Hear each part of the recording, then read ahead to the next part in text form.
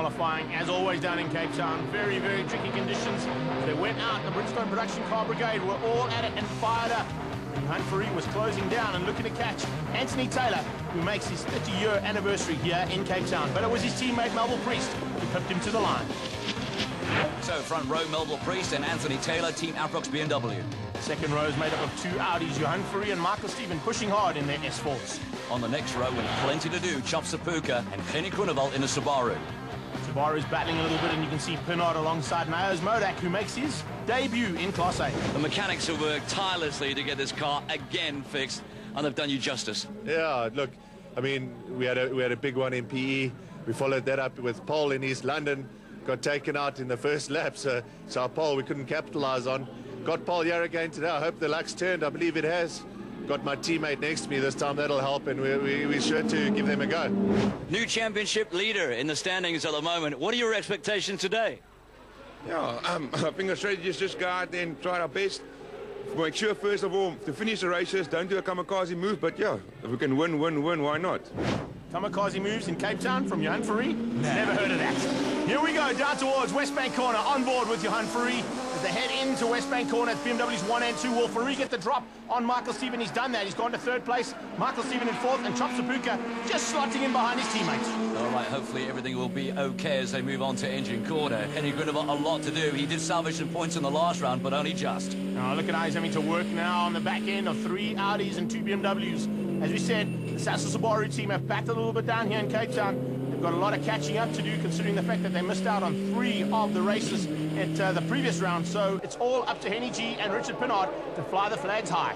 All right, with the new Akrapovic system, those BMWs are like stealth bombers, as we said before, and they really look like they're on the pace. In particular, Melville Priest doing a sterling job at the front at the moment as he leads them out and chasing down, of course, in third place, Johan Fourie. Just think about it. Melville Priest has had 2 tragic rounds where he's ended up either in the wall or being forced wide by somebody else's mistake.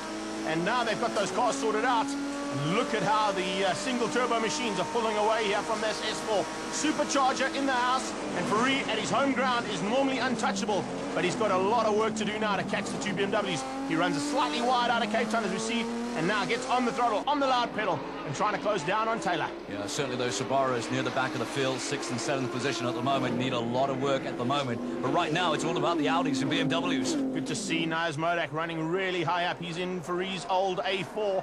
And he comes down onto the braking markers. You can see the S4s are the cars that are in question at the moment. They are pushing hard, trying to close down on the BMWs. But the 2 rear-wheel drive cars are definitely having the edge here. And that's not normally what happens down in Cape Town. At the coastal circuits, we expect to see the 4-wheel drive cars being the dominant factor. But you can see that Aprox BMW have got those cars finely tuned for the circuit. Yeah, they put a lot of work on as we go on board with Johan Fourie in that new S4. The only difference is out there, we get another A4, his old faithful Modak running that car, and you can understand why he's gone to the S4 to compete with the Team Engine Extreme of Stephen and Chop Sapuka. Of course, could it be the defining round today? Well, we've got a lot of racing ahead of us. This is only race 1 of 4, and of course, all of these guys sprint races for today. Remember, just before they go into race number 2, they've got a pre-race set up on the grid, where the guys can actually only have 5 minutes to make any changes to the cars that might have gone wrong in race 1. So far, we've got all the cars on the grid, and that's a good sign for Bridgestone production cars. It is indeed. We've lost a lot of cars in some previous rounds as well. I think the clerk of the course has said to these boys, listen, driver's briefing, you better just toe the line here, otherwise there's going to be trouble. Yeah, definitely laid that law down, that is for sure. Fourie, look how hard he's working in the cockpit, and he's getting onto the back end, but he's just not able to make up that little gap that Taylor's pulled out. Taylor on the inside, though, is pushing even harder than expected. Oh, he runs slightly wide out of West Bank Corner, and you can see just how hard he's pushing these Bridgestone tyres. They come up onto the rumble strip on the exit of turn 1. That is West Bank Corner. Down Joubert Straight. Watch for the Cape Town line. That outside line, that's the Cape Town line to watch out for. The Superbike guys use it because there's a bump on the inside, and you can see Michael Stephen's been watching them because he's trying to use it to get round Fourie. This is a great advert for that DSTV drifter. There's no doubt about it. Yeah, he's definitely check how he's drifting it around there, that's for sure. They come flying into Rose Foundation, and Michael Stephen is all over the back of Fourie. He goes alongside him. They are side by side heading up to Malmesbury. Has he got what it takes on the brakes? Has he got him on the inside? Yes, he has. A little bit of grass too. Oh, that's brilliant stuff. And a little tap going going onto the back straight. Unbelievable. Adam Armsbury, and of course he's got the drive now. Ferrari is really under pressure. Of course, it's absolutely brilliant racing at the moment, and still I'm concerned about the Subarus not on the pace at the moment, Greg. Well, you can see that they're battling. They're getting onto the back end of Chopsapuka. The battle we're watching right now is for third place on the road. I think 1 and 2 is done and dusted. I don't think Anthony Taylor's going to force too many errors, although as I say that, he closes onto the back end of Priest, as Michael Stephen does the exact same thing. Gets great drive out of Cape Town.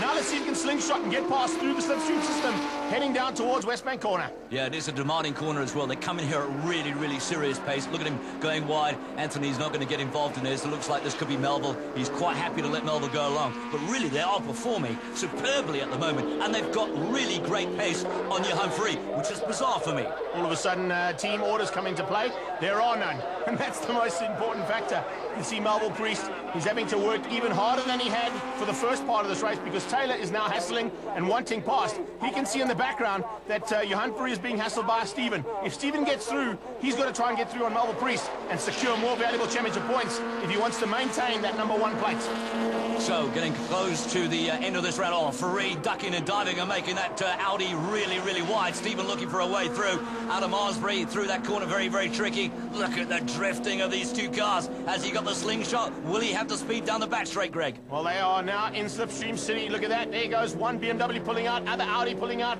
They're on the outside of the circuit, so the two men in 1 and 3 on the road definitely know where they've got to be. Oh, a little touch, a big touch, in fact, as Stephen clips the back end of Ferrari. He goes onto the grass. Massive engine flame out of the side of that car as he geared down to keep it on board. Thank goodness he had four-wheel drive. He kept it on board, but it is Melville Priest who takes the victory.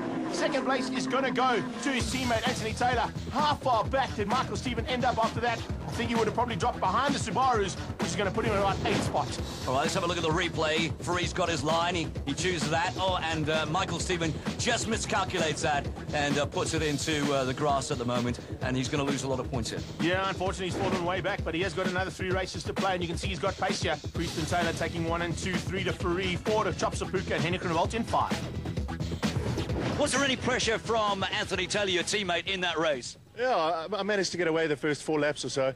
Then I had a brake issue into the last corner on the second last lap. He got right onto me. And then it was just a matter of defending, you know. It's great for the team, you know. We've worked so hard the last 2 races, been terribly unlucky. And the team got together 2 cars for both races that was just brilliant, you know. I mean, 2 builds in a matter of 2 months, total rebuilds. The Team Afrox team has done a magnificent job at it. Certainly have, and it's an 8-car inverted grid. And guess what, Steve? We're having a rolling start. How different. Mojack under pressure. He's leading the big boys out, and he will come under serious pressure. There's no doubt about that. He's in Ferrari's old car, the A4 Audi, and look at Michael Stephen. Now, how fortuitous is this? He runs off, doesn't get the points, and now he starts on the front row. That's how this system works, and it's brilliant. And you can see he's on the inside corner, and Modak forces him wide. Uses a little bit of Cape Town knowledge there, and good work there from Modak. Watch him hold the inside line. He won't go to Cape Town line now, because in the first couple of laps, you cannot afford to go on that wide line. Stephen went there, and check that out. Pinard's going to try and go on the inside of him. This is an awesome start to race number 2. But as we said, Modak was on pole as we go on board with his stablemate, Johan Ferrari.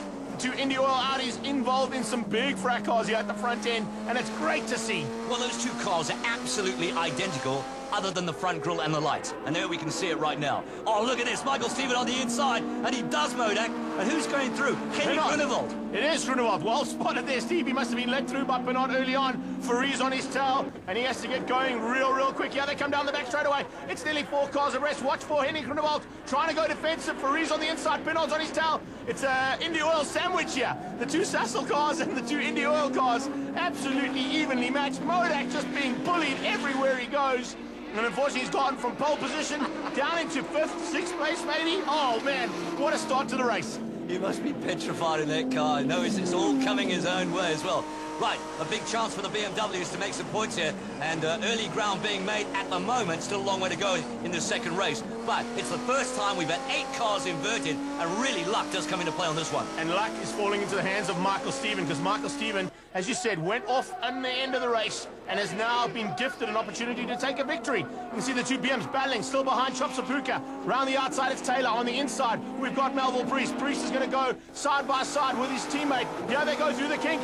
Gives enough room there to Taylor, but they are absolutely evenly matched. And Taylor, oh, brilliant on the brakes into Rose Foundation. 120 k's an hour. You can see up to 140. Now pushing to the 150, 160 mark. This is a short straightaway. Close to 180 k's an hour before they climb on the anchors and just slide it into Malmesbury. Brilliant bit of stuff here.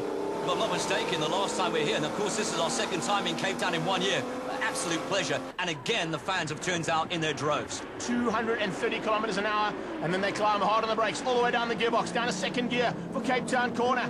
And Pinard is doing a fantastic job for his teammate there. He's holding up not only Chopsapuka, but both the Aprox BMWs. Here we go, back on board with Melville Priest. Watch this, this is the second fastest part of the circuit. We're at 180 k's an hour. We're going to get close to the 220 mark as they get onto the brakes for West Bank corner.